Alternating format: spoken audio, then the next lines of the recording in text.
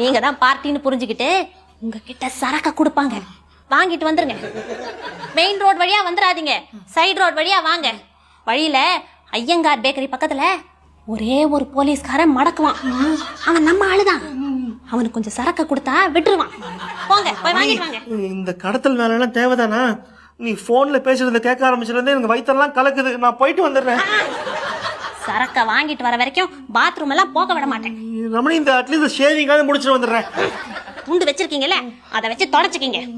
சரக்க வாங்கிட்டு வர வரைக்கும் எந்த காரியமும் பண்ண விட மாட்டேன். ரமணி, இது ரொம்ப கொடுமை ரமணி. உன் கடத்தலுக்கு என்ன உடந்தையாக்குறது மட்டும் இல்லாம கொடுமை வேற படுத்துறீங்க. நான் இப்பவே போலீஸ்க்கு போன் பண்றேன்.